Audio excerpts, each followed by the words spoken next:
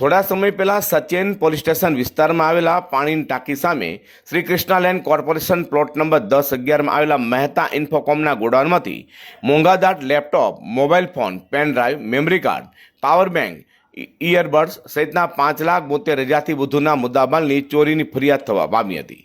તે ચોરીનો પર્દાફાશ કરવા માટે Sachin police inspector Vaghela, PSI Damor તથા પોલીસના માણસોએ આ તપાસ કરી રહ્યા હતા.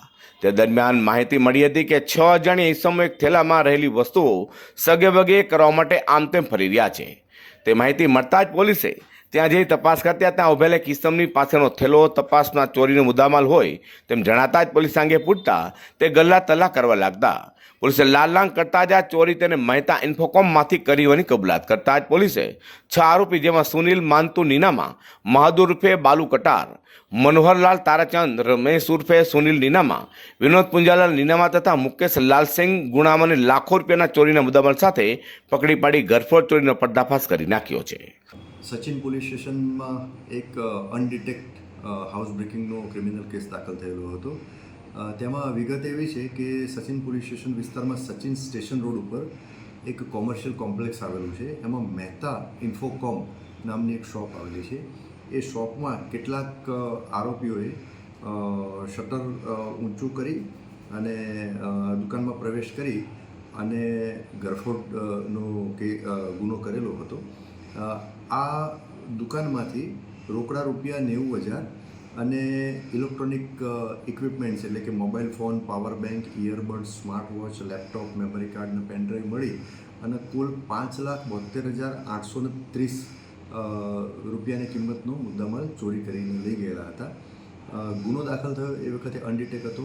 સ્થાનિક પોલીસ સ્ટેશને આ બાબતમાં મહેનત કરી અને હ્યુમન ઇન્ટેલિજન્સ અને ટેકનિકલ સર્વેલન્સની મદદથી આ ગુનો ડિટેક્ટ કરેલો છે અને આ ગુનામાં ટોટલ 5 આરોપીઓ મળી આવેલ છે અને આ 5 આરોપીઓની એકત્રિત થયેલ પુરાવા આધારે ધરપકડ કરવામાં આવેલ છે.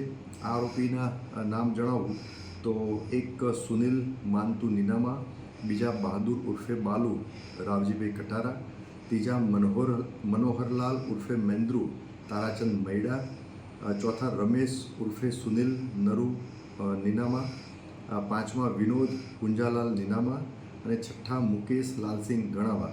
આ 6 આરોપીઓની ધરપકડ કરેલ છે અને આ 6 આરોપીઓની પૂછપરછ દરમિયાન જે હકીકત ખુલેલ એ આધારે પોલીસે આજે ગરફોડમાં ગયેલ તમામ મુદ્દામાલ એટલે કે 90,000 રોકડા અને બીજા જે ઇલેક્ટ્રોનિક ઇક્વિપમેન્ટ્સ એ ટોટલ 5,72,830 ટોટલ મુદ્દામાલ તપાસ દરમિયાન રિકવર કરેલ છે.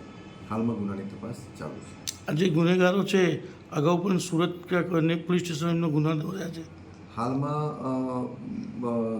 ગુનો ડિટેક્ટ થયેલો છે અને આજે 6 આરોપીઓની એરેસ્ટ કરીને પ્રાથમિક પૂછપરછ ચાલુ છે.